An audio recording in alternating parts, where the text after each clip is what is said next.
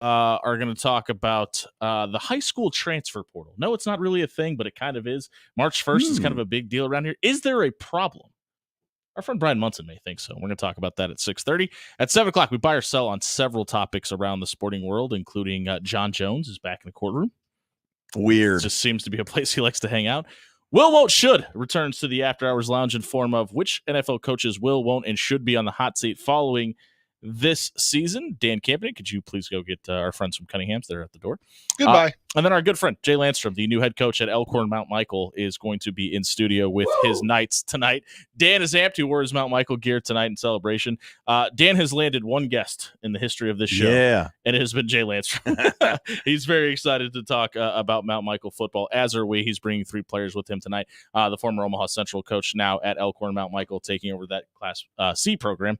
And we're going to talk to him about his thoughts on that. We are going to talk about wings and a whole lot more in Beer Olympics with Derek Richards when he gets in here from Cunningham's Pub. Before we get there, though, John, the MLB All-Star Game was last night, and it was all for naught. I mean, it was basically everything you thought was going to happen happened. Shohei Ohtani hit a home run. Paul Skeens pitched a couple of innings of shutout baseball. It was fun. I am still of the volition that the only 2 All-Star games that are done right are Major League Baseball and the NHL. Because for what it's worth, it was still good television. You got to see stars be stars. The only thing I worry about in the Midsummer Classic is the fact that there are still injuries that happen. We saw one happen last night in the first base play.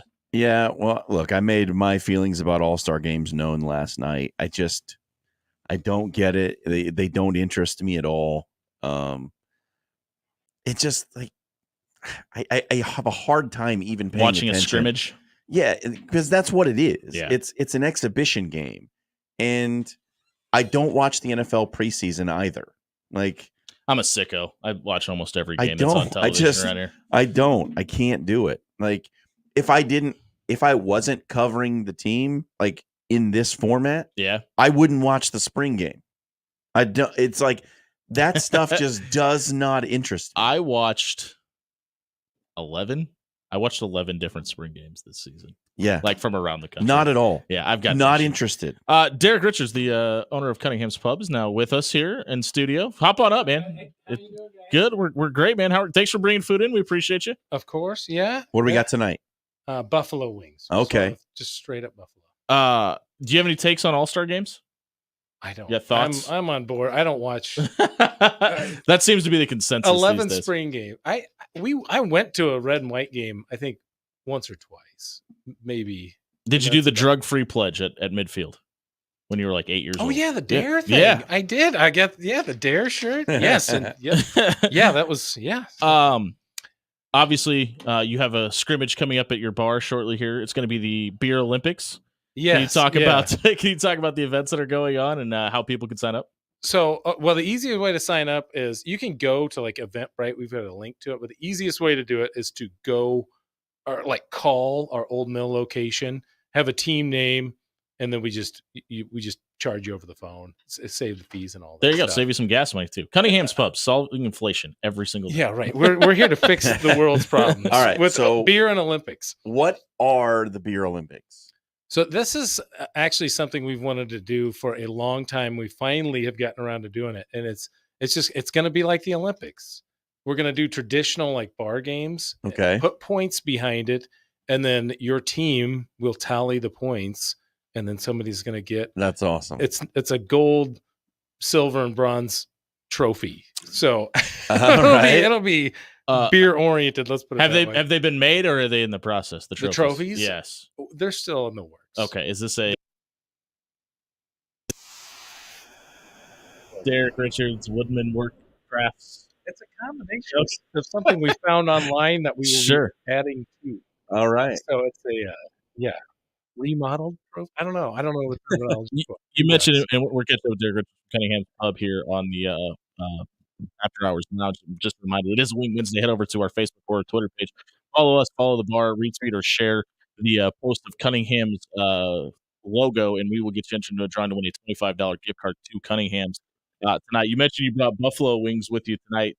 You are a master chef and have some culinary presence to you. Is there anything that you do with your buffalo wings that has Cunningham's fingerprints on it? Yeah, we Okay, I don't want to open the rest. Well, I love sriracha. So there's sriracha. So we take like sriracha, chipotle peppers, and then other trade secret. Yeah. And then we blend it all up. So it's not just like Frank's. Not that there's anything wrong with I think we asked you about this previously. I think we asked you blue cheese versus, but like, what in your opinion, what makes both acceptable? Boy, ranch is a tough sell for me. But But no, I'm a blue cheese kid. I have to. But ranch is good. I mean, like both. ranch is honestly goes on everything. So, I mean, I get it. Ask the kid, she looks off the table. That's my son's. One of my sons is like a ranch kid, and he's a guy. Yep. So, I mean, I think everybody's got their own thing. I have a ketchup kid. Yeah. Yeah, my father was he was ketchup, doused everything in ketchup. Mac and cheese, his cheese, like it was just red sauce everywhere. So teach their own, whatever. I'm still a blue cheese fan. What's the heat level on the buffalo wings? Oh, they're not too spicy. Yeah. The chipotle adds a little extra smokiness to it. The sriracha just it adds a little more. I don't know. It's not even spice to it with the garlic and everything that's in there. So it's not. They're not like a 5, maybe like a medium. Yeah, like 4 out of 5 or 4, not 4, 4 4 or 5. I was like, 10. wait, what? On a level of 10, 4 or 5. 4 out of 5. Not much. It's not like a 7 out of 5. Heat is relative too. I think we talked about that last time. Everybody has their own. I think every good chef has an answer to the heat. Are you a milk guy? Are you a bread guy? What do you do if you can't handle the spice? The way I was always told is you eat some bread. Mm. And See, that's what I was told, but I think milk works way better. I do not do that anymore. So the last time I did like a super hot wing eating challenge was a long time ago, and I just had a beer afterwards, and that was fine. Real that quick, worked. A couple of beers too, yeah. Has a little more benefit to it than bread too. It was more fun. It's more fun than milk or bread. You guys are doing the Beer Olympics on August 10th. Any particular reason that Saturday? That's the day before the Olympics ends. Oh, okay. So we were like being topical. Yeah, we figured we've been wanting to do this Beer Olympics, and I'm really excited about it. It'll be teams of 4, so everybody will pick their sport. So we'll have like darts, cornhole. We're going to do beer pong. So everybody will kind of have like their sport they do, and then we have a team sport at the end, and then we just tally all the points up. There's trivia. So in the middle of the event, we're just going to ask questions. And then so it'll be random trivia, and then whoever you tally it up, and that's who wins at the end. So, are you a big Olympics guy? Does this have an influence on why you wanted to do this? Oh, I just like to drink beer. I like an excuse to drink beer. Is the Olympics? I honestly do like the Summer Olympics quite a bit. Yeah, I was never big into like skiing I grew up in Nebraska, sure. So but I enjoy the Olympics. You mentioned that it will be a trivia event at the end. So naturally, I just pulled up the best 150 trivia questions. So we're going to test your knowledge of the world. No. What is the national animal of Scotland? Of Scotland? Yes, the national animal. How America has the bald eagle.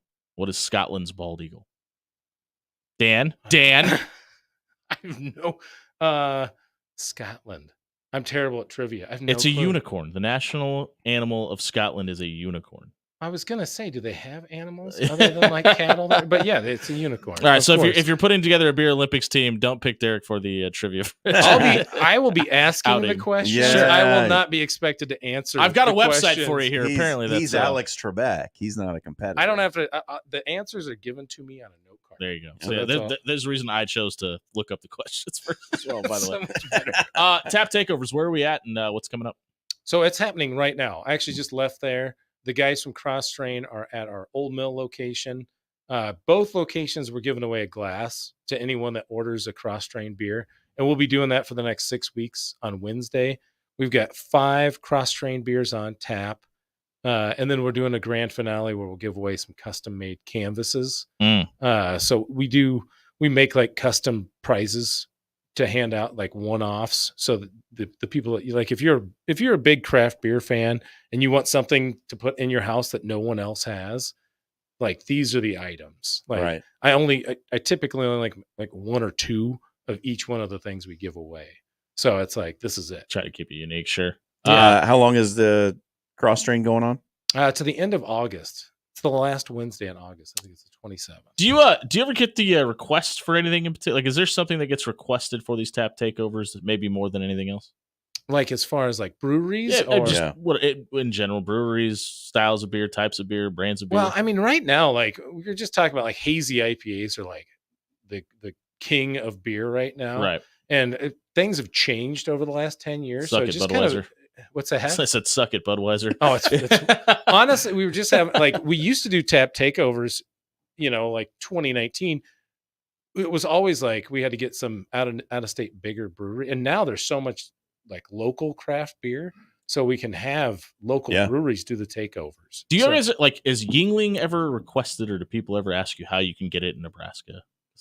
Like that's like the one thing that people bring back from the South. And I don't. So it's the Northeast, really. I'm not gonna say anything Yuengling's bad. in Pennsylvania. Yuengling's kind of one of those things where it's like you can't have it, so you really want it, right? So I don't know what would happen if like you could go buy Yuengling at like the grocery store. Kill the nostalgia. It would sell out in 2 weeks, and then everyone would forget about it. I wonder if that. Yeah. I don't know if that would happen, but I have a feeling like it'd be like, well, that's cool. Yeah. But yeah, Nebraska, I hope.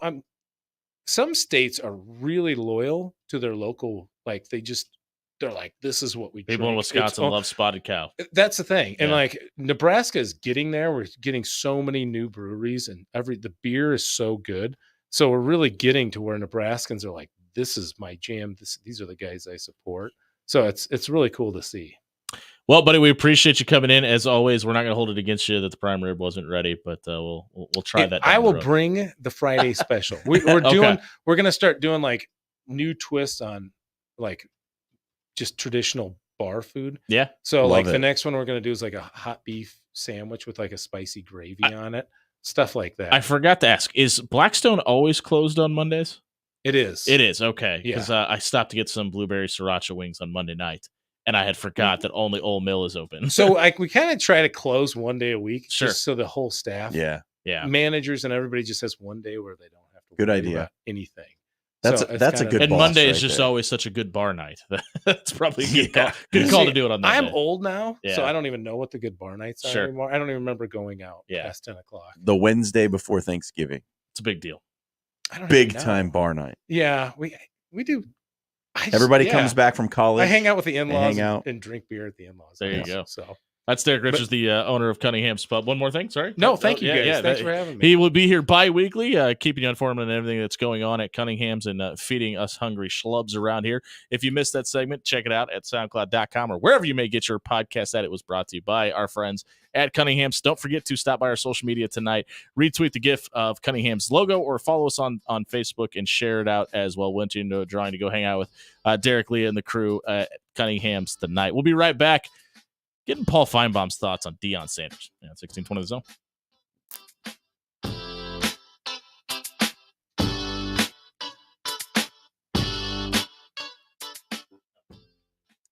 Hey, everybody. John Schreiner here for Jerry Ryan Clothing and Sportswear. You know that college football is just around the corner. And if your closet's looking a little thin right now, Jerry Ryan's got the hookup for you. There's one person on this radio station who erroneously claims that you have to wear red when you go to the stadium. You don't have to listen to him. Okay. Get yourself over to Jerry Ryan, maybe like a white polo. It's nice and cool. And if you get the Mizzen and Maine or the Johnny O, those shirts are going to be your favorite polos in your closet. I guarantee it. I have one. Every time it comes out of the wash, it's the first thing I put on. I love that shirt so much. Or maybe you like Peter Millar. Dan loves Peter Millar. He has to go get himself some new Peter Millar every year before the golf season starts, and they have the red ones in Peter Millar. The point here is Jerry Ryan's got you covered. They've got everything you need for your game day attire.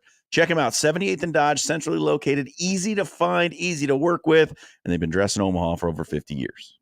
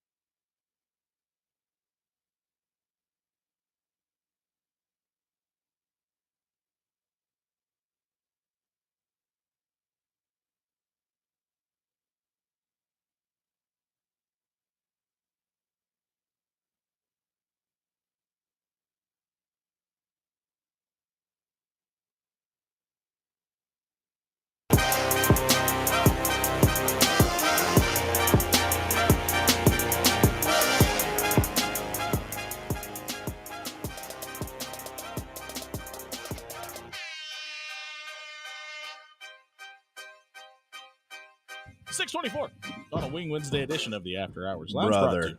By Bellevue University. It is. If you don't have wings from Cunningham's in front of you right now, I wouldn't want to be a. They are amazing. Derek, you did it again. Boy. I'm not. 5 I just stars. told Dan off air. He brought us the buffalo sauce wings tonight. They might be the best buffalo wings I've ever eaten. Here's the thing. My mustache might be the same color as yours all night. Dude. Here's the thing about everything they make there, is it's got a unique take to it. Like it doesn't taste like anybody else's version of whatever you're eating, and it's still amazing. So good. Dan, you asked me to join the stream in the break. I don't have an email from you. What? Never mind. I got in. I refreshed it twice. I was about to be like, I sent it to John. Yeah. Okay. It is time for the Who Wants to Smoke segment, and it's Paul Feinbaum, and we have a video. Dan, do you have that pulled up? Can I do my job? You said you were juggling a lot of things. I didn't. I juggled a lot of things. That was one of the things that I juggled for fun. Got it. So make sure it's playing at 2:22 and stop it at 3:41. But this is Paul Feinbaum at SEC Media Days with his take on Colorado and their expectations this season. Dan, go ahead.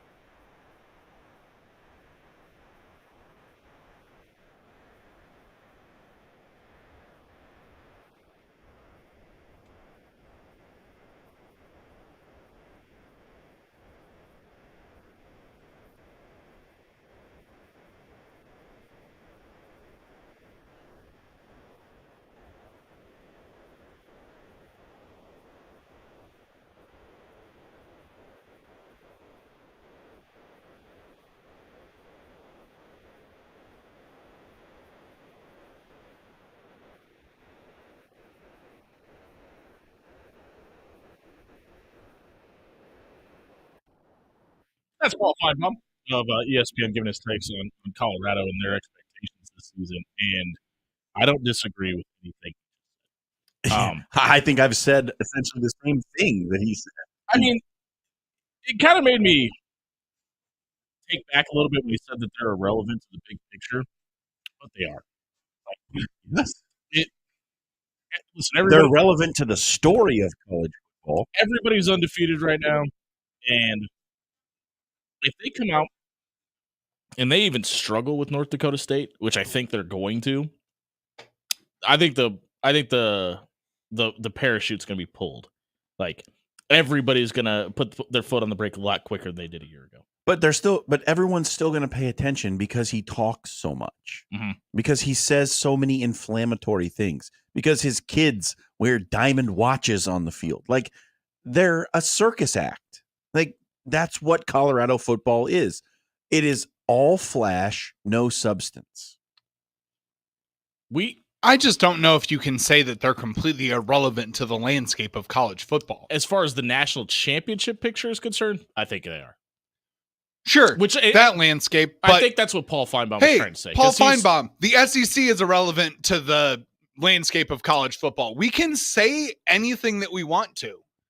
We are in a free market economy of clicks. Congratulations, Paul Feinbaum. You earned your clicks for the day. Who cares? He believed that. Oh, he earned it, but he earned his clicks for the day. He was asked about it though. He didn't bring that up nonchalantly on his own. He was asked about the question. So then, let me just say the most important thing that we're all thinking right now. Why are we even bothering to talk to Paul Feinbaum about Colorado? That's a good point. At what's that event that they're doing that I will be referencing again later the in SEC social media Days? soundbite? The SEC Media Days that Colorado is famously not a part of. it'll always escape me how we shoehorn in these dumb conversations. They did ask about the dumbest possible people. I don't know that it's a dumb conversation. They asked the young lady next to him about Ohio State too, so it wasn't like they were just fishing. Foolish. Because look, nobody gets more clicks than Colorado.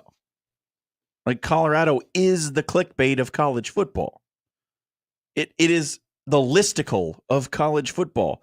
It's something that has a great headline and you click on it and it's 15 slides of nothing. Yeah. That's what Colorado football is.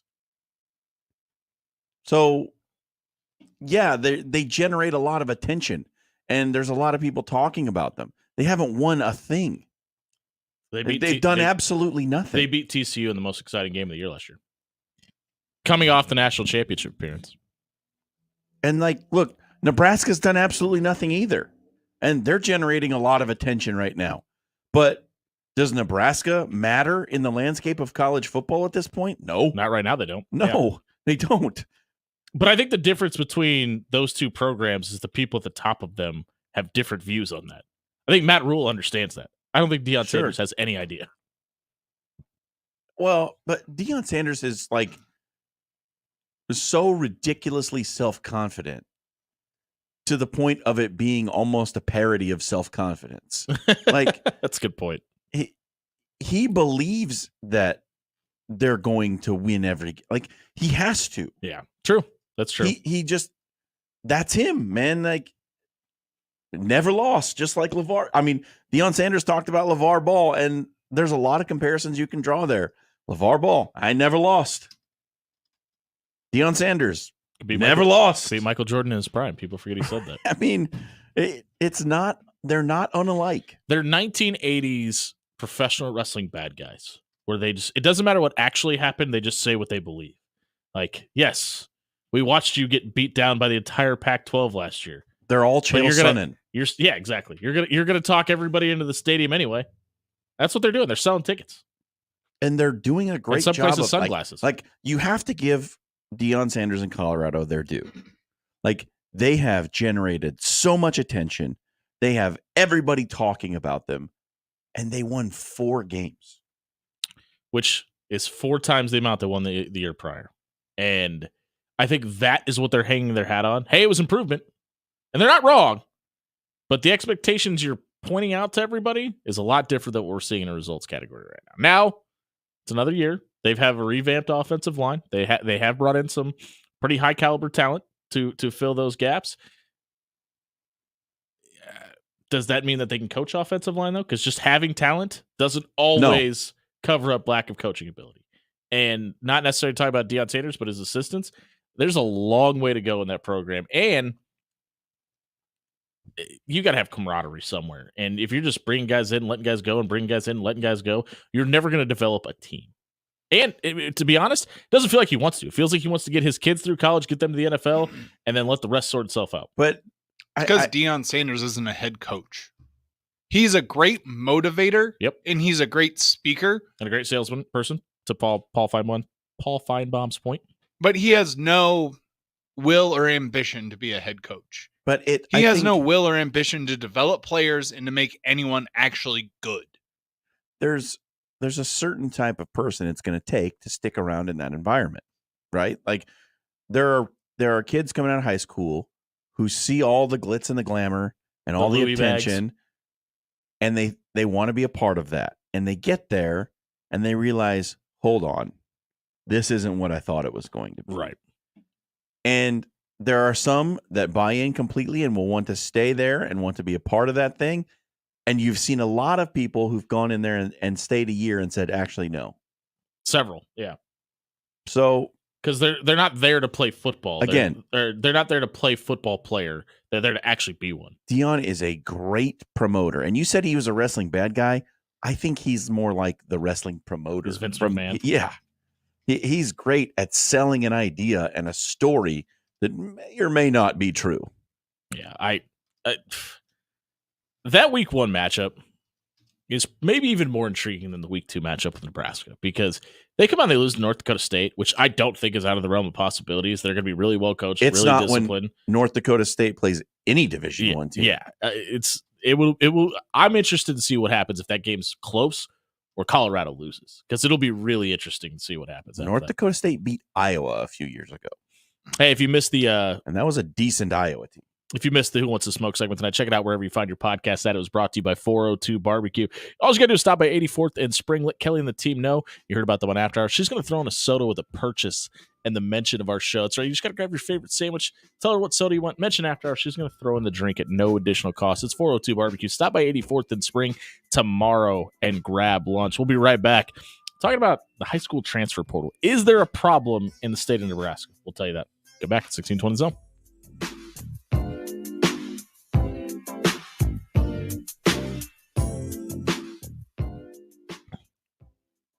Hey, everybody, it's Jimmy Allen here for Williams Law. We've been telling you for a while that Bob Williams and his crew can represent you no matter what type of litigation you are facing, whether it's civil, whether it's criminal. They can help you with any of that. Check out Williams Law LLC tonight to book a free, no-obligation consultation where Bob and his team will walk you through your rights, explain what you're dealing with, make sure that they're a right fit for your case, and that you're a right fit for their practice as well. And all you got to do is check out Williams Law LLC, book a deal with Bob tonight, make sure that you have all of your answers to your questions you have before you get to court. Check out WilliamsLawLLC.com tonight to book your free, no obligation consultation.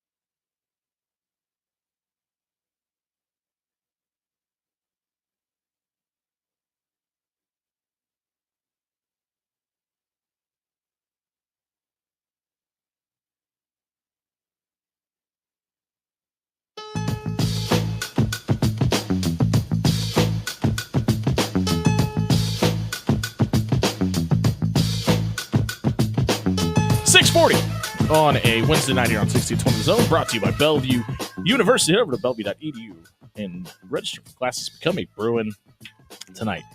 17 is a magic number around these parts these days. Why, Jimmy Allen, you may be asking? 17 high-profile or well-known athletes of the football variety have transferred schools in the last calendar year. Whether it be quarterbacks, wide receivers, offensive linemen, defensive backs, linebackers, there's a pretty good plethora of everybody. But John Schreiner, I ask you, you're of high school football. Do you think this is a problem, and does it need to be solved? So I would question what a solution looks like, because I don't believe that one exists or should exist, in my opinion. You don't think there's a value in? You asked for a solution, so I guess I'll lobby one up. There, when I was growing up, you had to attend the school in your back in my day, and there was. I think there's special exceptions for kids being able to transfer out of their district or out of their neighborhood, but I think there's value in trying to keep kids at home, and obviously you get hypothetical phantom mailboxes that start popping up and P.O. box numbers, et cetera, for some people. But it's just really shocking to me how many kids are willing to play Pop Warner, play junior high school, get to high school, and then transfer somewhere else for better opportunities, even though they played with kids for 6, 7, 8, 10 years. Let's write this a little smaller. Sure. Mm-hmm. Let's say you are a trumpet player. Yep.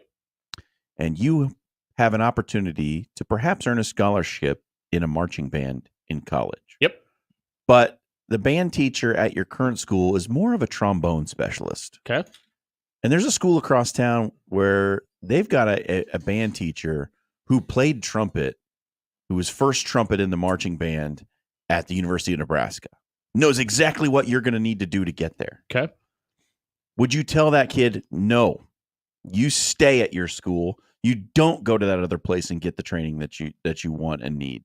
You stay at your school because that's where you live.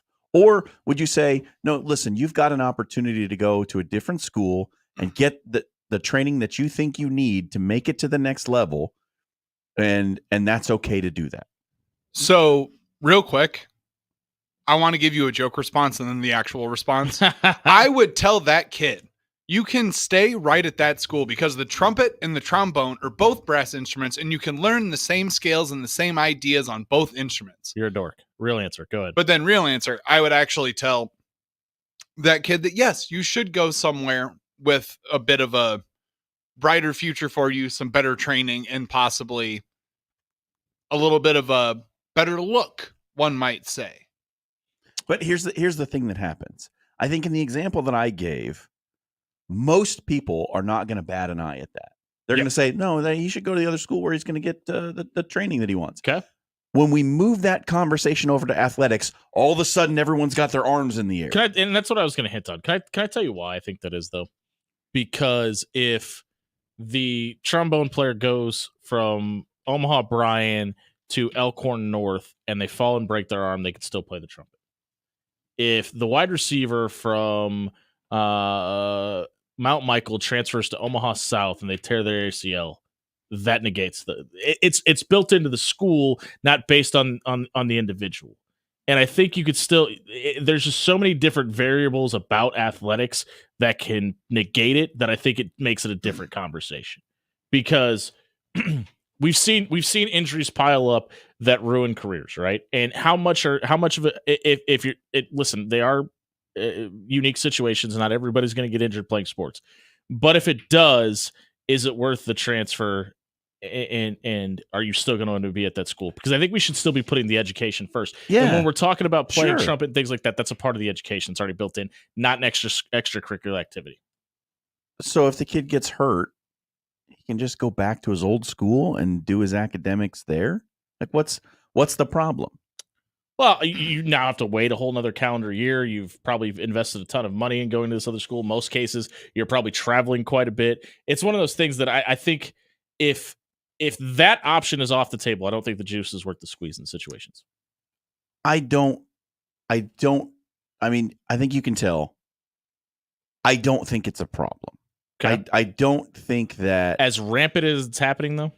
What do you like? We're going to tell people that like your house is here, so you have to go to this school. You must do this. Even if you don't get along with the coach, even if you have a bad relationship with the neighborhood, no matter what the circumstance, this is your school and this is where you're going. And also we often see kids have to go to other schools for negative reasons too. So sure. it's not like this is the only reason people are going to other schools too. So it's there's a lot to be made of it. I don't know.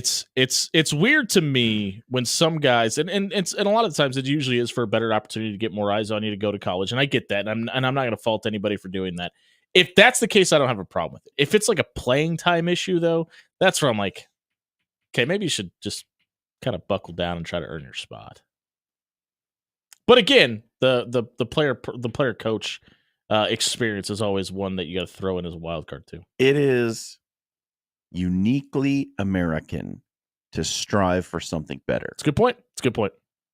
And I think that if you have an opportunity to better yourself in some way or better your situation in some way, and it's not illegal, you should absolutely do that. The grass is not always green on the other side. The grass, and look, there are lessons to be learned within this. That's also a good point. It's valuable in the sense as well.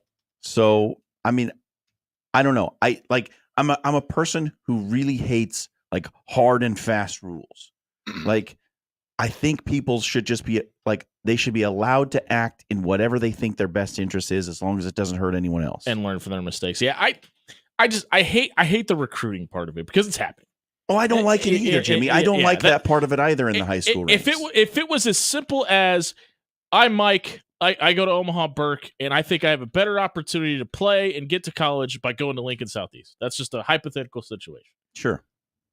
I'm fine with that. But I think a lot of it is you have people around the city that are going to different districts and going to different schools and going to different elementaries and going to different junior highs, and they're promising them things that they probably can deliver on, or giving them a sales pitch to come to their school, which to some degree is their job, and I'm not faulting anybody for it, but it feels really cheap when you're doing it with 14-year-olds. It feels really cheap when you're doing it with 15-year-olds. But at the same time, if everybody else is doing it, you have to do it as well, right? If you want to win. Yeah, I get it. If you're concerned about success. So this is I want to go back to an earlier point that you made, Jimmy, because it's actually starting to like bother me a little bit. Let's go. Fire it up, Dan. The idea that Johnny transfers from Burke to Westside. Okay. Blows out his ACL. Oh my gosh, Johnny. Look at that ACL. You're never going to play the football again. Why would he bother transferring anywhere else after that? And why would it? This is the thing that bothers me, because the promise of going to a different one of these high schools is a promise that is, hey, you will get playing time on said sports team. Sure.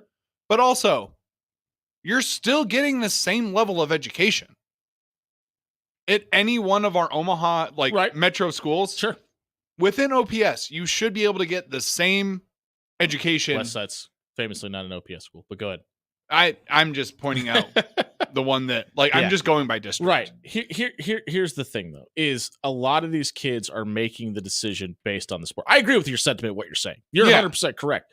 But they're not making that more times than not. I don't want to say not everybody. More times than not, kids aren't making the decision for the education. Kids aren't making the decision for things outside of the sport. And it's very rarely being talked about. It should be, and in some cases it is, but very rarely is it. And that's where if it is for a better education, I'm all for it. If you think you have a better opportunity to better yourself as a person by going to a different school, I'm all for it. I just don't want the... What if it gives you a better opportunity to earn a college scholarship? Yeah. Listen, is that not education related? It is, but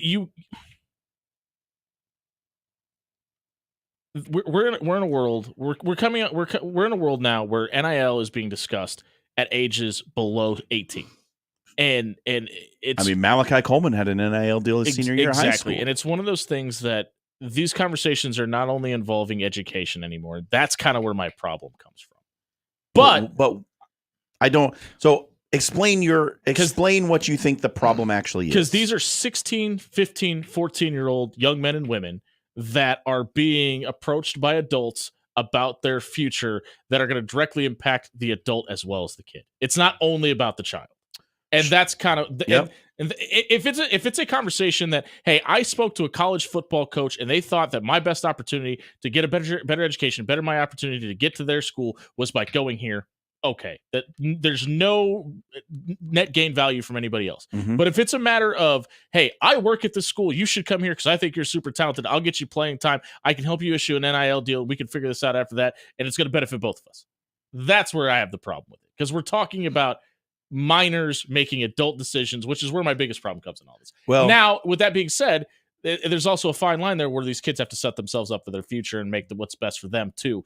But they're being influenced by adults to help make that decision that may not have, not everybody, but some people may not have their best interest in mind. I know that it's not always the case, but because we're talking about minors, their parents also have to sign off on this, because most often they're going to be responsible for transporting them to the other school because they're not going to be able to take a bus or some other means of transportation. So the parents also have to weigh whether or not this is in the best interest of their child as well. And there has to be strong parental guidance in those situations. I just don't want to see the day where we're talking about McDonald's bags full of cash At the high school ranks? For a wide receiver from Norris Middle School. Yeah. That's all. Because it feels, and I guess that's my ultimate point, because it feels like we're getting dangerously close to that, and I don't want to see that happen. Maybe we are. I don't know. Do you think that kind of thing hasn't already happened in California, and Georgia, and in Texas, and Alabama? Because I've always been of the volition that college players should be getting paid because of the financial relief that they give to their schools. I do not feel that way about high school students. I just don't. I feel like that is where education should be at the forefront of everything, and then sports should be a nice gateway or an outlet for people. I mean, private schools give athletic scholarships at the high school level. Should they be allowed to do that? I see. That's different, though, in my opinion, because it's providing a McDonald's bag full of cash. It's providing an education to somebody that may not be able to receive that level of education. I think that's different. I think that's a completely different thing. Here's what the crux of There's the no issue, financial benefit for the kid in that way. There's a financial benefit to the parents, obviously, but not for the child. So in that sense, I get it. Yes, there is still a financial benefit to the child in that case. There's no money being exchanged hands, is what I'm saying, which is where my ultimate problem comes. There's a discount. Okay. But I understand what you're saying. Yeah, there's a discount, and there's also the fact that you will, generally at a private school, you will take a more rigorous class load. There's a good chance that you will be able to take some higher level classes that would allow you to cut some time off of your college education. And possibly most private schools outside of John's favorite Brownell, outside of John's favorite option, which is Brownell Talbot. Shout out Brownell Talbot down the road. A lot of those schools are parochial schools, and many colleges across this country will actually offer you money if you go to a similarly parochial college. For example, i.e. Mount Michael Benedictine, St. John's in Minnesota. Is that from personal experience? No, I didn't go to St. John's. I'm at the Mount Michael. Go Cats. Here's the thing that I think is the crux of the issue. Okay. We think that it doesn't feel right. Right. Because when we were in high school, this didn't really happen. You grew up in your district and you went to the school in your district, and that's just the way everybody did it. So now we're grown up and we're hearing about kids moving from one school to another to get a better opportunity to play their chosen sport, and we don't feel right about it. But our feeling doesn't make it wrong. Our feeling doesn't mean it's a problem. If kids are having a positive experience and they're getting benefits by moving to a new school, I think they ought to be allowed to do it. It'll be an interesting case study 5-10 years down the road about some of these guys that went elsewhere for bigger and brighter opportunities. Was that bigger and brighter opportunity a realistic thing? It'll be interesting to see how it unfolds. Speaking of cutting time off of things, we've cut time off the social media soundbite, which we need to get to next. If you missed our thoughts on the high school transfer portal, check it out. SoundCloud.com/AfterHours1620 was brought to you by Forsman's Finest Decks. It is summertime. If you want to get outside and enjoy the patio, but you're like me, you're a little fair skinned, you're going to get burnt for being outside for more than 48 seconds. Let Forsman's Finest Decks come solve your melanoma problem as well as your house problem. They'll put a deck on your back of your patio. They'll also put a cover over the top of it, and you'll be able to enjoy the finer things in life. Check out forsmansfinest.com to have your dream deck built this summer. Forsman's Finest Decks, building the finest decks in Omaha. We talked to Dan Campen about social media. Get back at 6:20 the zone.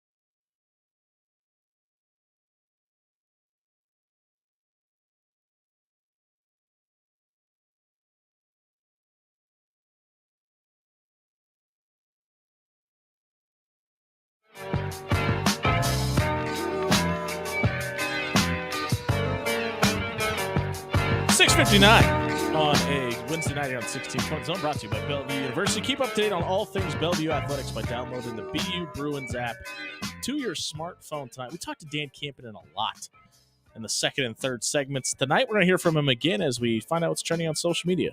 Dandy Dan Campanen. Other than Joe Biden being sick, what else Danny is trending, Dynamite. Oh, there's so much that is trending. Dan, if you were an FM DJ, what would your name be? DJ Dojo Daniel. There you go. All right. I've had that one queued up forever. And Thank you, Mac DeMarco, for now creating the greatest DJ name of all time. That is now going to be the only thing I refer to you as. Go ahead. Dojo Daniel. Well, you know what? SEC Media Days is on the brain right now, and we got some really good news out of SEC Media Days. And it's not from Paul Feinbaum. Okay. So that's like makes this clip 10 times better.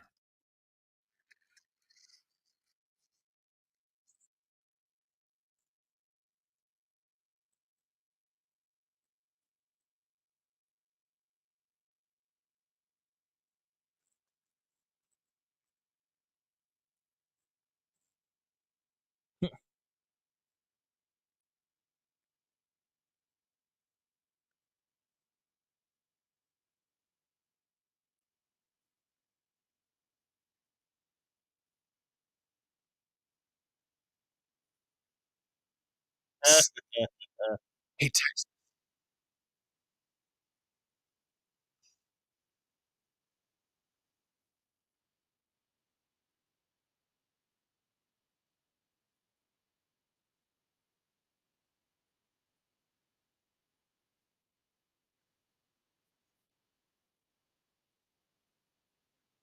This is the guy's recorder.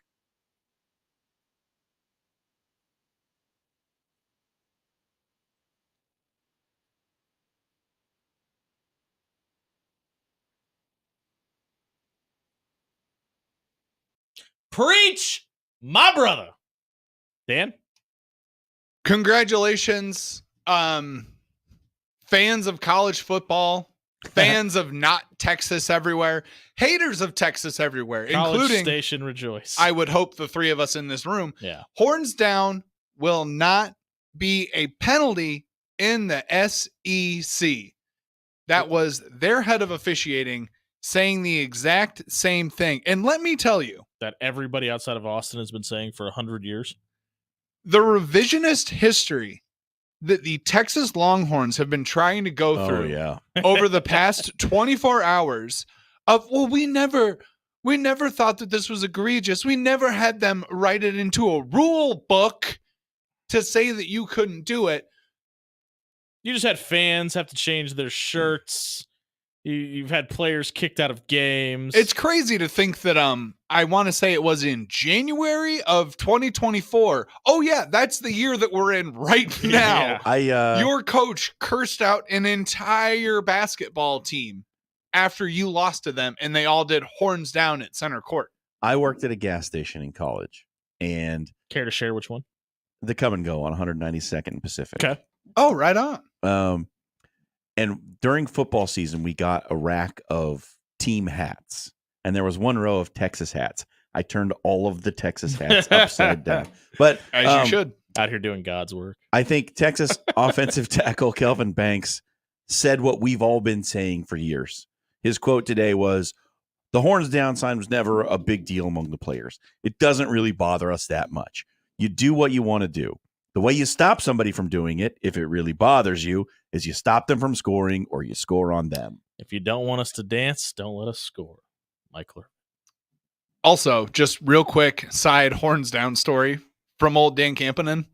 This past weekend, Dojo Dan, I was at a wedding. I, for some reason, just did the horns down. As people are prone to do. And some guy He threw a flag and penalized you 15 yards. I had never met. A referee popped out of nowhere. Just went, yeah, F Texas. And I was like, all right, cool. Yeah, that's right. I was like, my kind of wedding. Welcome to the SEC. Hey, if you missed the social media soundbite tonight, check it out at soundcloud.com/afterhours 1620 was brought to you by our friends at Pixel Fire Marketing. If you're a business owner and you Google your business right now, do you like what you see? Pixel Fire Marketing can help build your Google business profile. All you got to do is head over to pixelfiremarketing.com. Work with Courtney. She's the Google gal for a reason. She'll help build your Google business profile, help you out with your search engine optimization. Maybe if you need a logo design, they can do that for you as well. Check out pixelfiremarketing.com and grow your business today. We'll be right back. Buying or selling? 1620 Zone.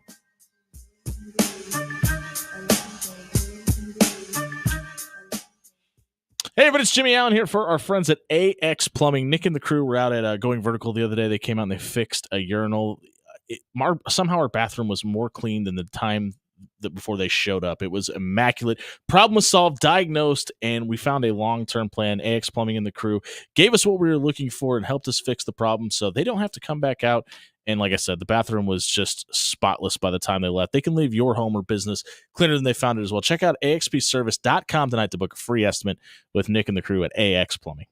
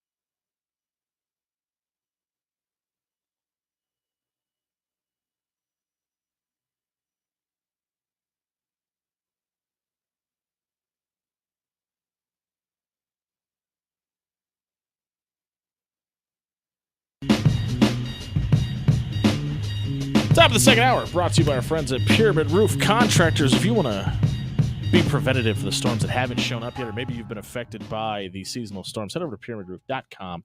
Book a free estimate with Joe Shanks, Kyle, and the crew at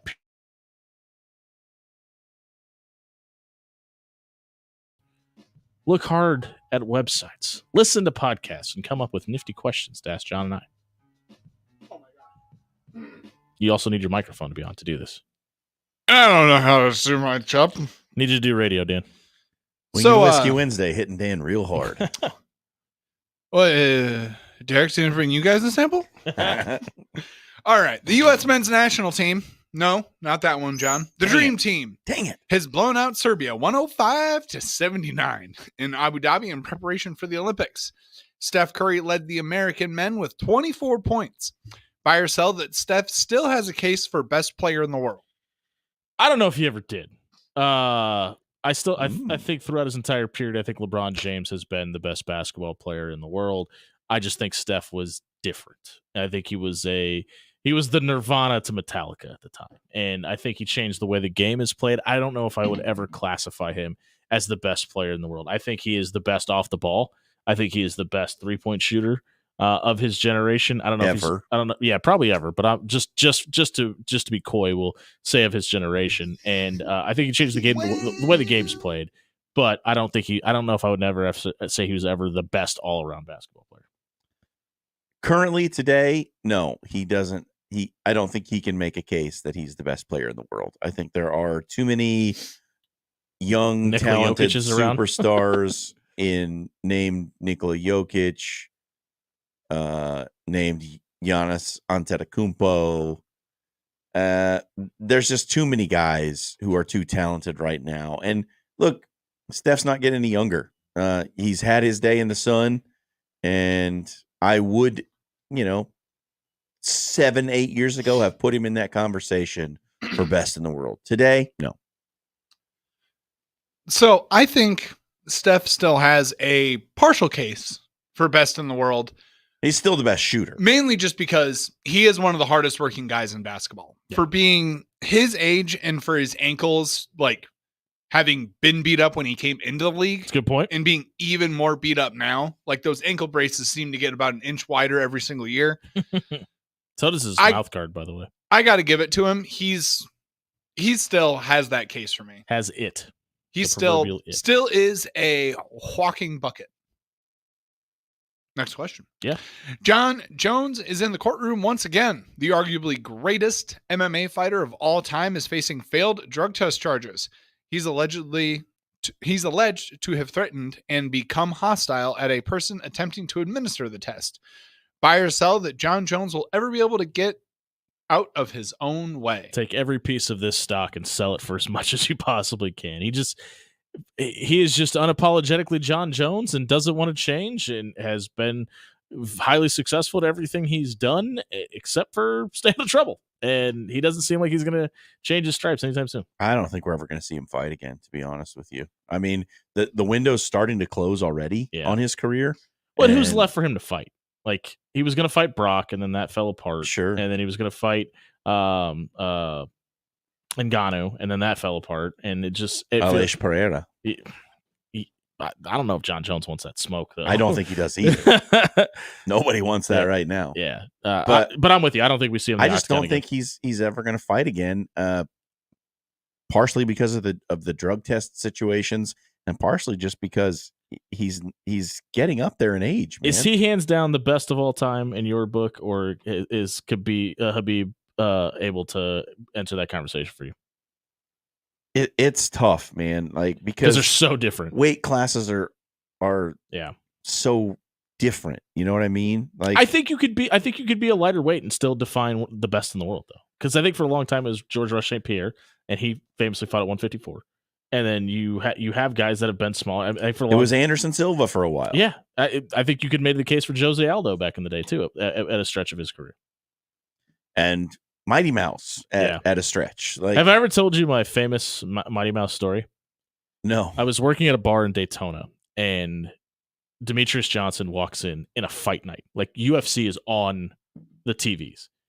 And I look up, and my buddy, friend of the show, Florida Mike, we're working together, and I said, dude, that's Demetrius Johnson. He's like, no, it's not. I said, dude, look at him. I was like, he's like, oh, I think you're right. Nobody in the bar knew. He went and sat down, got left unbothered, and I walked up to him. I was like, hey man, I'm a huge fan. He's like, honestly, I'm surprised I've been sitting here this long without being bothered. I appreciate it. Thanks for coming over. He sat there the whole time for the whole card, watched the entire fight, and nobody even walked up to him. I was like, yep, you're all UFC fans, and arguably the biggest star of the sport is sitting right here, and nobody's noticed. It was like, I talked to him for like 20 minutes. Great guy, by the way. Yeah, as far as all-time greats, like John Jones is in that. I think it's a conversation. I don't think there's a definitive number one. See, I think he's definitively number one. Just because of the names that he's beaten, the way he's beat, like the way he beat Machida, the way he dominated Daniel Cormier in both of those fights. To me, he's number one. I don't think it's close. But I think the argument could be made for Khabib. Dan? Crime! Now that I have your attention. Yeah. Hardened criminal Scotty Scheffler is the betting favorite to win the Open Championship. Buy or sell, people should take Shefty over the field. Listen, I'm done betting against him. I think he's starting to get the Tiger rub to where you have to be accountable for him because his short game is so good. So I think I'm going to start bucking the trend here, and I'm going to take Scotty Scheffler over the field. Any other event, I'm taking Scotty Scheffler. The Open is a different kind of tournament. Like those courses in England and Scotland are just different. Like you don't play any other events on tour outside of if you go and play the Scottish Open. The weather's completely different too. You don't play courses like that. They're so different. I just feel like some of the European players are going to have the edge. I would imagine he finishes pretty high, but I think I take the field in this one. We got to get to Will Won't Dan, Should. what do you think? We got to get Dan's opinion. Dan's our golf guy. Yeah, and so honestly, I'm going field just simply because it's too much of a wild card just to say Scotty, because Troon is, and they have all said this all week, it is one of the hardest golf courses on that island to play because it is a true like SOB of a golf course. Your first 9 goes directly one way. Your last 9 goes directly back. It's like a train track passing each other. So if the wind is going one way in the morning and the same way in the afternoon, you're going to have a beautiful first or a beautiful second, and the other 9 is going to be an absolute crapshoot. And if it's coming off the water, if the wind's coming off the water, which it always is, by the way. Freaking luck. And Jack Nicklaus famously said all those years ago, when I wasn't alive, really like playing the northern courses, and the further south you get, they get worse and worse and worse. And he is not talking about quality. He is talking about difficulty because they just, I can't wait. This is my favorite. And I know we have to go to break, but quick PSA for the people. It is not the British Open. For the people. It is the Open. It is just the Open or the Open Championship. That's our take on the British Open. If you missed it, check it out wherever you find your podcast at. I'll come at you. We're going to get to Jay Landstrom, the head coach of the Elkhorn Mount Michael. Dan's Fighting Knights on the other side of the break. We still have to get to Will Won't Should for the hot seat of the NFL coaches after 2025. And a whole lot more as the After Hours Lounge rolls on here on 1620 The Zone.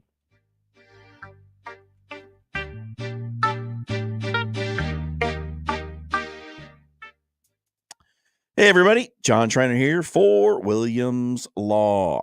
Okay. Now, nobody wants to be wrongfully accused. That would be a terrible situation to find yourself in. But unfortunately, some people find themselves in that situation. If you know somebody that has been accused of a crime that they did not commit, then you need to get representation, and you need it to be Bob Williams of Williams Law. He's got the experience. He's got the know-how. He's going to get all the questions answered. Whether it's how does the process work? What are the charges that I'm facing? What are the potential punishments mean? How do we defend against these charges?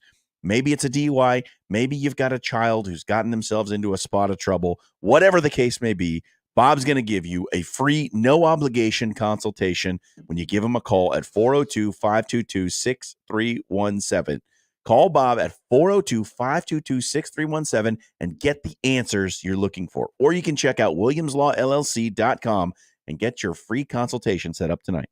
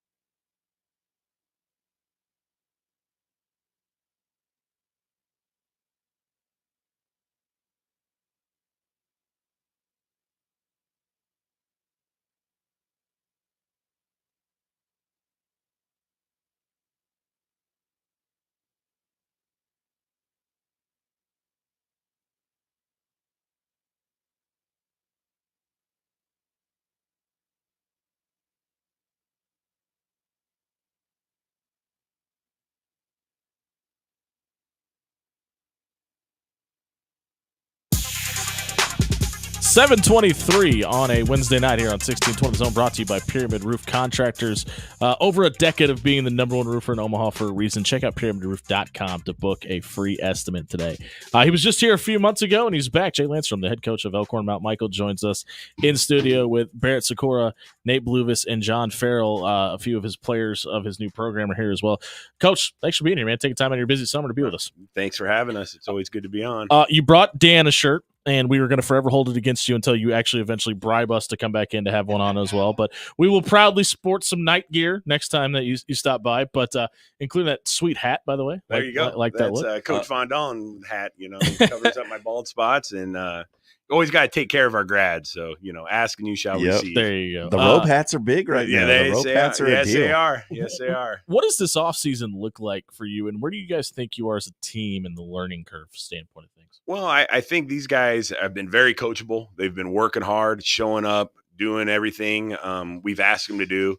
It's been a real joy getting to know each of the kids, and I'm very proud of how hard they work. So I think, your first year, you're going to always have a learning curve, but these guys are working hard and getting through it. So I can't be more happy or proud of how their effort so far. You've been around the Metro for a while in the coaching ranks. I remember when you were at Central, covering you guys on the Cox Game of the Week. Each school has its own little quirks. What's different about coaching at Mount Michael? You're right. Each school does have their own quirks. It is a little different, but it's also, the same. You're coaching kids who want to be out there. They're great to work with. They keep you young. We have fun. We have laughs. It's still about getting to know each kid and building those relationships and just helping them reach their potential. So, it is different, but it's also the same. So, and I've gotten asked that a lot. And it's from that standpoint, what surprised you? What is there anything that you're like, oh, I didn't know this about the school or the program itself? Or well, sure. At Mount Michael, I've learned a lot just as far as how great of a campus it is, and it's kind of out there, but it's like a small college. How great the parents and the community's been. Our administrators, Dr. Peters, Mr. Spooner have been really welcoming and helpful and doing whatever we need to be successful and helping us. So it just how welcoming everybody's been. And it's been a really fun community to get to know. You're taking over a program that went 2-7 a year ago. What's the most important thing when you're trying to make a turnaround from a season that wasn't as successful necessarily as you'd like it to be? Well, Coach Burrell was a tremendous coach, and he did a lot of good things out there, and definitely their record last year wasn't for lack of effort. But we just want to set the tone first of all right now in the weight room. The weight room's a big deal. It's important, and we got to get bigger, faster, and stronger. And these guys have been leaders leading that. And we just want to be a fast, physical football team. And we've been trying to emphasize that. We want to be tough. We talked about being detail-oriented, tough, and then selfless. It's about the team. It's about Mount Michael, and all that stuff comes first. If we're talking about the building blocks and building one day at a time, what are some of the kind of the pillars of what this program are now, and where do you want it to grow to? Well, as I kind of mentioned, we talked about being detailed, being disciplined, tough and selfless. We, DDTS, and those are where we started, and the stuff we try to emphasize. But whether you're being detailed in your lifting technique, you're being detailed on your play on the field, detailed in the classroom, that's always important. Being disciplined, showing up early, showing up on time, showing up and being a great teammate, that's selfless, and just being tough, both physically and mentally. And those are all very important. Was anybody late for this interview tonight? No, okay. No, surprised that Barrett was even ready, so that was good. We won't go too far into that. Let's see if he's ready now. We'll talk to the quarterback out at Elkhorn Mount Michael. Barrett Sikora joins us in studio. Barrett, for you, 8 touchdowns a year ago. Where would you like to see that number grow to this year? I would like to be up in the 20s if I could. That'd be nice, because last year wasn't the year we were hoping for. Didn't score as much, couldn't back up the defense. So hoping that changes this year. So, what did a season with the struggles at 2-7 that you went through last year, what did that kind of teach you about playing the game of football? Well, you got to know there's failures in the game, and got to learn to be resilient. So when you get knocked down, you got to get back up. So, and that really was the whole point of last year. Big learning point. So, how has off-season preparation been different for you this year? Obviously, a new coaching staff, a different voice in your ear. What is the preparation? What's been different about this year's preparation than years past? Yeah. So these coaches are really helping us out, making things easy on us because it's our third coach in 4 years at the Mount. So learning 2 playbooks in 3 years. So, but they really simplify it and getting us ready for the season. Lot to get done, and hoping we could get to the best spot. So have you thought about what's after school? What's the plan after high school for you? Yeah. So I also play baseball, so I'm hoping I can go and continue my athletics, football or baseball in college. Do you have a dream spot? Not really. I've been looking around, went on a few visits, but kind of just keeping my options wherever open. You can get on the field, Yes, right? Sir. Where's your heart? The diamond or the gridiron? Wherever it takes me. Sure. Right on. Good answer. Can't help but look in this room and see a bunch of multi-sport athletes that do things together. How close is this group of guys, and is it as close as it seems? Yes, we're very close, tight knit. Our whole grade out at Mount Michael, there's 60 kids, so you get really close to everyone. Sure. And everyone's involved in sports, everything. So these are some of my best friends and some of my friends I'll keep for the rest of my life. All right, well, we're going to ask Nate to talk badly about you. Nate Blubis joins us in studio as well. Nate, go ahead and step up to the microphone for us. You'll be catching passes from Barrett this year. What's something you guys have been working on in the offseason that you're better at a year ago? Yeah, I'd say the big thing is just chemistry between us on and off the field. Like Barrett said, we're a very tight-knit group, and it just helps to be together all the time. Doing 7-on-7 in the summer. We've been after it since right after school started, just getting after it every day and working on stuff. All right, since he doesn't have the microphone anymore, what's your least favorite thing about him? Showing up late. That's the whole thing. I'm seeing a theme here, Barry. Called. All right. It's the only flaw. You guys had a really successful baseball season, finishing state runner-up. Is there anything you can take from that experience of having that success on the baseball field and try to apply it to football? Yeah, of course. That was a super fun run. One strike away. Yeah, thanks, John. But it was just being able to perform under pressure, and that can translate to any sport, anything in life. On the diamond or on the football field, just in the big situations, and be able to stay composed and play with these dudes, play for each other. Work ethic's not an issue for you, man. You talked about it on the diamond, on the gridiron, but you play both ways in football too. You play wideout, you play corner. Is that something that excites you, or is it a hurdle for you? No, yeah. I mean, it's an awesome opportunity. We're a smaller school, less kids, so being Class C, we're gonna have to play a lot of both ways. But we've been conditioning all summer, getting ready, getting our minds right, bodies right. So I think we're ready for it. Sticking with that sort of theme, how much do you think playing both sides of the ball, wide receiver and defensive back, how much does playing both of those positions help you kind of understand the other one when you're either playing wide receiver or defensive back? Yeah, I think it's good to be able to play both sides of the ball too, because you just see spacing and stuff and where you need to be, because you can understand both sides of it. Because if you're on defense, where you can get to, and then if you're on offense, where you need to get to so the defense can't. Nate, thanks for being here tonight, man. We'll go over to John. John Farrell joins us in studio. John, is all great linemen do. They understand the importance of weight distribution and maneuvering people. You're a wrestler. How much has being a wrestler helped you on the gridiron at Mount Michael? I mean, it helped about as much as it could have. My last year, my first year after wrestling, I seemed to have improved tenfold. I'd like to give a big shout out to Coach Sullivan, our wrestling coach. He taught me how to be disciplined and mentally tough. Tougher than you thought it'd be? Yeah. That's what everybody says. I think people often see the running backs and wide receivers, and they see them running around the field, and they think, oh, those guys must get tired. I think it's actually more physically taxing to play on the offensive and defensive line. What can you say about the physical demands of playing in the trenches? I mean, no offense to our skill players, but they have it way easier than we do. I agree. Thanks for being honest. Yeah, no, it's difficult, but it's worth it. I mean, our line it's a mostly senior line, and I mean, we're one of the tightest groups in the school. I mean, we joke with each other and go out to eat with each other. So. Yeah, Barrett kind of talked about it a little bit, but why is this group so close? I mean, we talk about everybody's a baseball player, everybody's a football player. Not everybody can wrestle. We're not going to hold that against everybody, but what is it about this group of guys that's so special? I mean, I think it has a lot to do with just the last 4 years. We've gotten to know each other. We've lived with each other. It's been a great experience, and I think we've all enjoyed it. We enjoyed it together. You got a new coach. The guys in the trenches, they don't get a lot of touches. You think coach should line you up at fullback in a goal line set this year? Make your case. Absolutely. I mean, coach, nobody's tackling us. All right. I did one time. Lost a couple yards, but that's because that was the O-line. Nobody knew that. Nobody knew that. It's because you weren't on the line. It's because I wasn't on the line. Yeah, there you go. Hey, John, good luck. Do you know what your plans are after high school?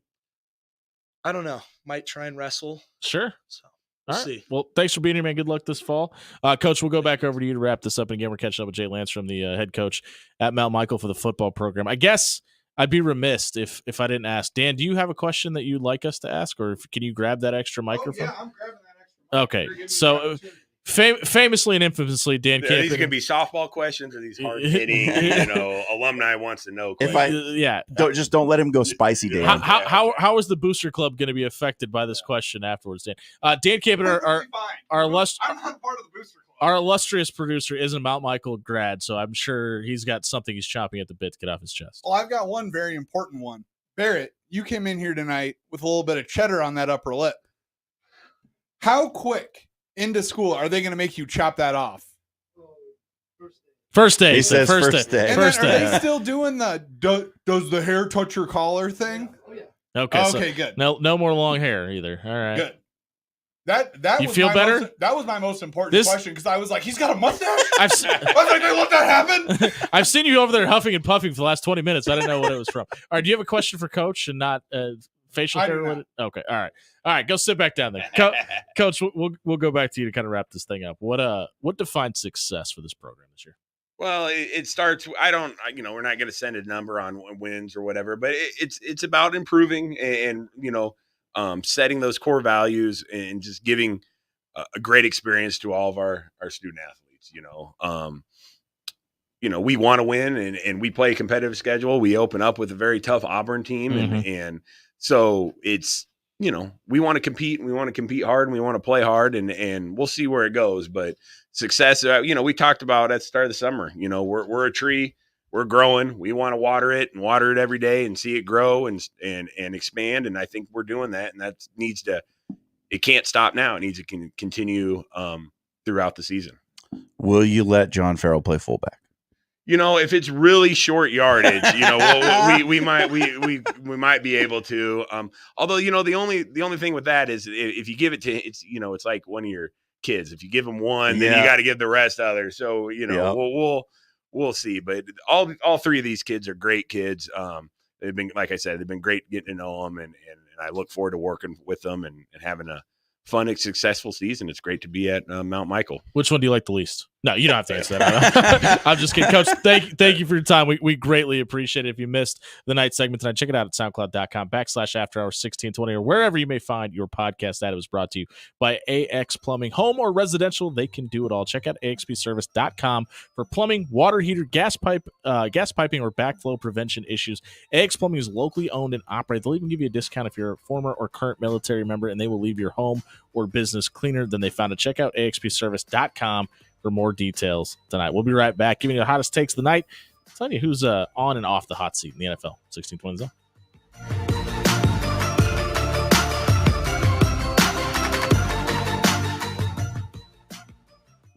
Hey, everybody. John Schreiner here for Cunningham's Pub. You know what today is? It's Wednesday. That means it's Wings and Whiskey Wednesday. And Derek and the great crew at Cunningham's brought us in a tray of buffalo wings, their own special spin on the buffalo sauce. And I'm not kidding you. This is not a joke. This is not a plug.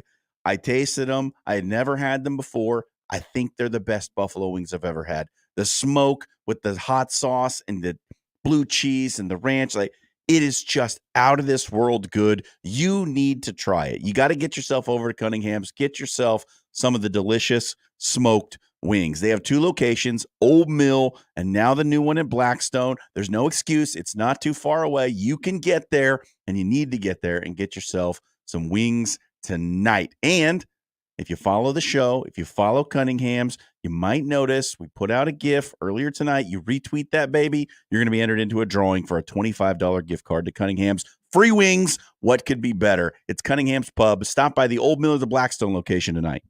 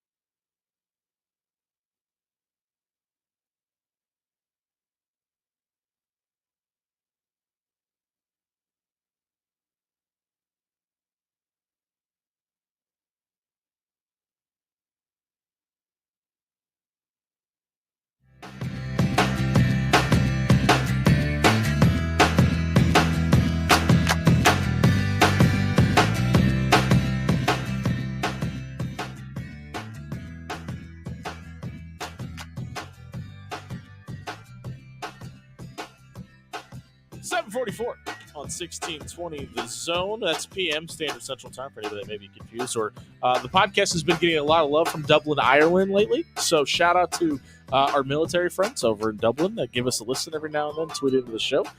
We appreciate you catching up on everything you missed here in the After Hours Lounge. We are brought to you by Pyramid Roof Contractors. Over a decade of being the number one roofer in Omaha. That doesn't happen by accident. Check out pyramidroof.com to book a free estimate today. We're going to do a little bit of a hybrid here. We're calling it audible. We're going to do will, won't, should, and we're going to give our closing. So I have to ask, before we get to all this, I'm going to cut into our time a little bit more. Do we lean all the way into the bit? And where Dan only talks about like the WNBA / golf / whatever Dan talks about. John only talks about soccer, and then I only talk about professional wrestling in the last segment. Do we just go all in on the bit? We can adjust as time goes on. Oh, and I did forget to mention we have to record a new show promo after we're done here. Oh, I forgot to mention that. Yay! Exciting.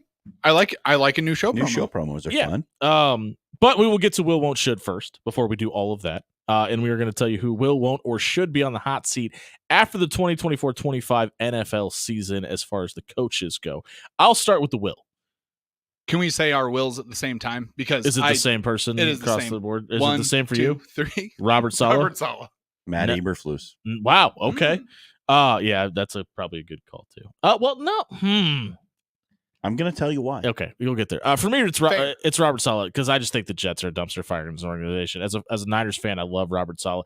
I just think it's a lot like the Matt Rule situation in Carolina. I believe the problem far exceeds the head coaching chair. Even with Aaron Rodgers, if he is healthy, I don't think they make the playoffs this year. So I think he will not be long for New York if that is the case. Dan, why do you have Robert Saleh in the will situation? Sort of for those same reasons, but it just seems like he's been really struggling to get his feet underneath him as a head coach. I don't know if it's the fact that he needs more time as an assistant or he just isn't getting the assistance from up the chain that he really could have. But I mean, the way that the discourse around this upcoming Jets season compared to last off season, it's like night and day. And I have a feeling that if Woody Johnson hears any negative talk about the Jets going into like week 4, that Robert Saleh's death note is going to be signed, sealed, and delivered.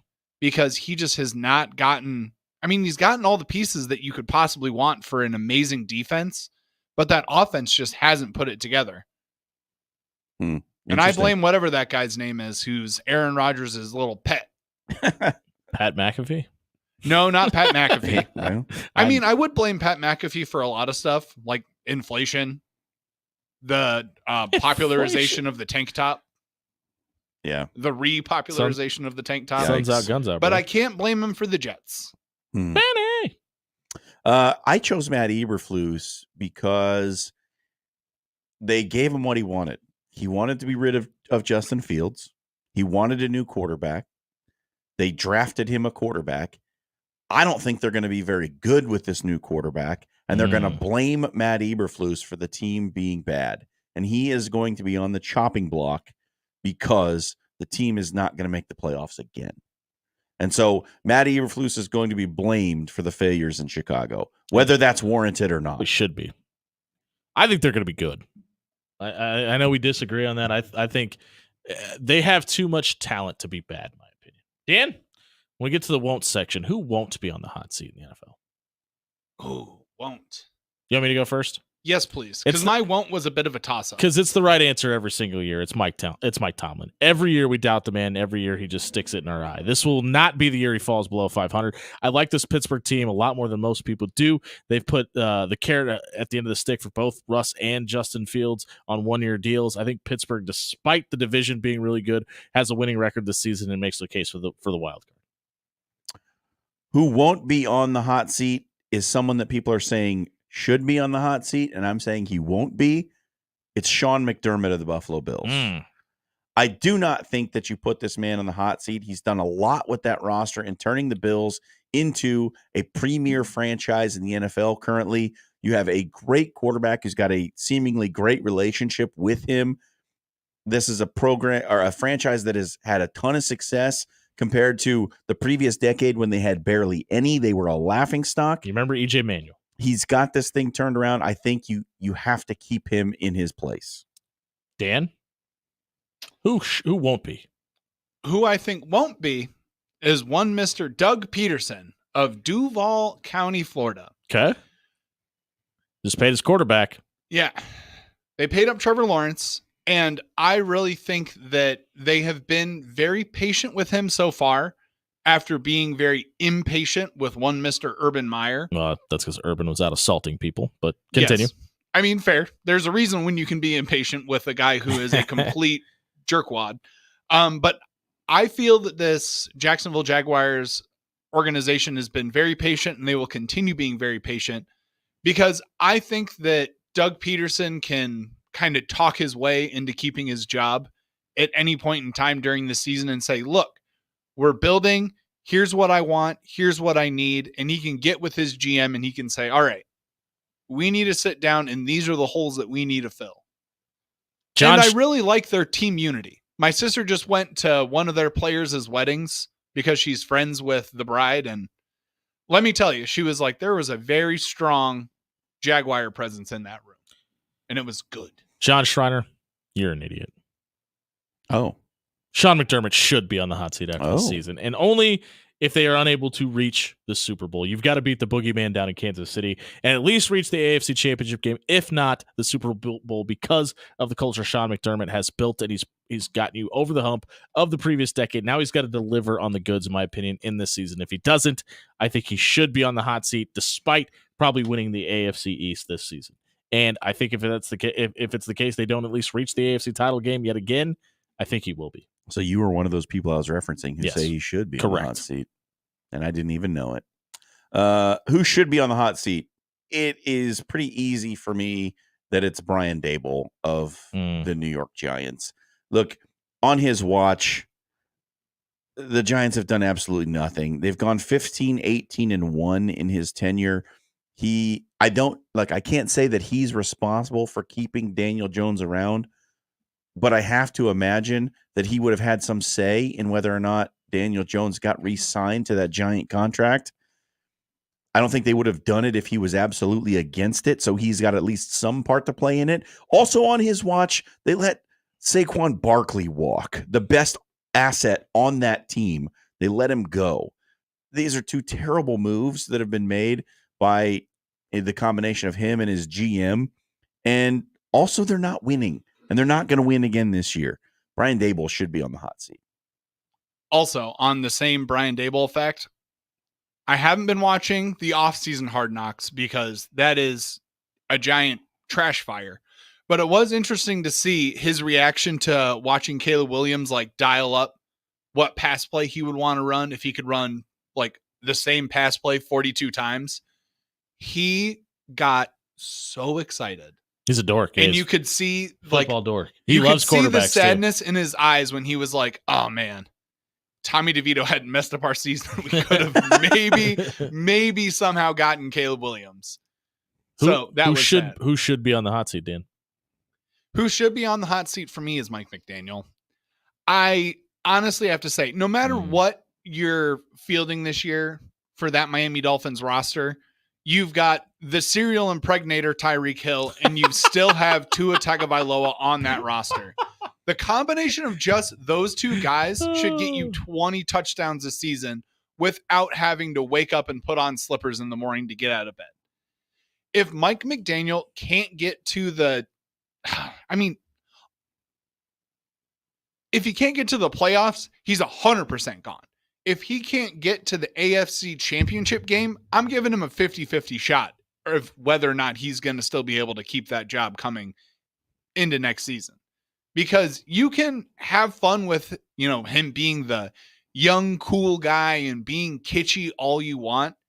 That shtick is going to wear off after a while, and it's starting to wear off on me, buddy. We'll give our hot takes to round out the show tonight. Do you want to go and start us off? You take it. All right. SummerSlam is rapidly approaching. We'll keep it pro wrestling for the shtick. Liv Morgan and Rhea Ripley should headline SummerSlam. They should let the females headline. They have the best storyline going into the pay-per-view. For those of you that you don't know, Dominic Mysterio, son of Rey Mysterio, has been in a relationship with Rhea Ripley, and then she got injured and has gone away. She got injured by Liv Morgan in real life.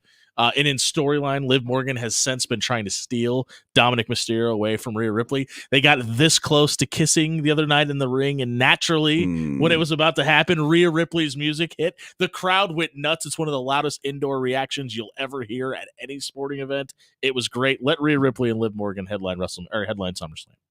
I agree. I don't even follow wrestling, and that has taken over my timeline. Yeah, it's been great, by the way. Yeah, I've seen a lot of clips. The clips are good. Liv should win, by the way. Good. Go ahead. No. Yes. You got to keep the heat, baby. Mommy forever. I'm not doing a soccer take tonight. Okay. I'm doing a video games take tonight. John's not doing the shtick, but I'm doing the shtick. We have seen all week that many a professional golfer who will be playing at Troon this weekend have been adjusting. And what have they been adjusting? Their pants. No, I'm just kidding. It's their golf clubs. We have seen Colin Morikawa, Ludwig Oberg. Sorry, I always forget he's got the umlauts over the A, baby. Shout out Sweden.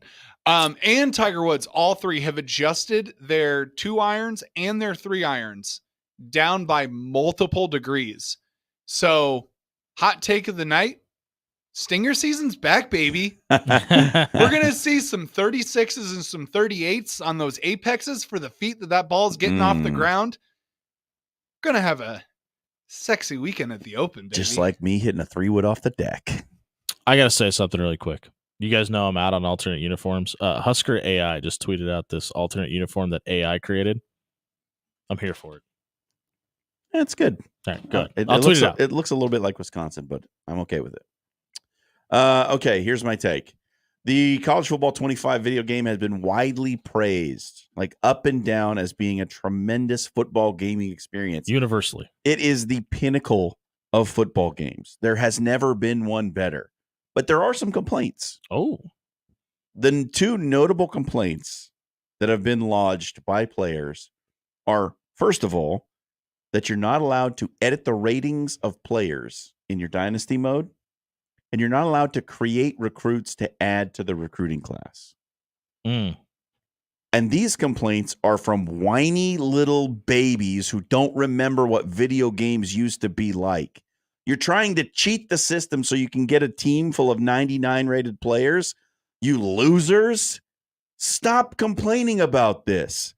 Play the game as you're playing the game. Recruit teams with the team you have.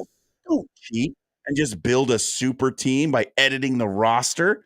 Come on. The game is supposed to be played a certain way. They designed it that way for the experience. The experience is a struggle. It is supposed to be an authentic college football experience. Can you go to your local college and just say, you're now a 99 speed? You can't. No, you cannot do that. Unless you're an elite. Stop complaining. This is how the game is supposed to be. Unless you're an elite agility trainer. That has been the After Hours Lounge, which is always elite. And you can check it out wherever you find your podcast at. It was brought to you all night by our friend Amber Best with Amber Best Real Estate. Not only does she attack the real estate market from a unique approach, she can do it right here on this radio show. Not only will she list your house on social media, on all of the different housing platforms like what's for like Zillow or whatever it may be, but she's going to do it right here on the radio as well. If you have a problem moving the house you're trying to sell, work with the best. Work with Amber Best by heading to Amber Best. That's BESS.com and have Amber move your home today. For Dan Campen and John Schreiner, I've been Jimmy Allen. Happy National Hot Dog Day, everybody. Mustard only.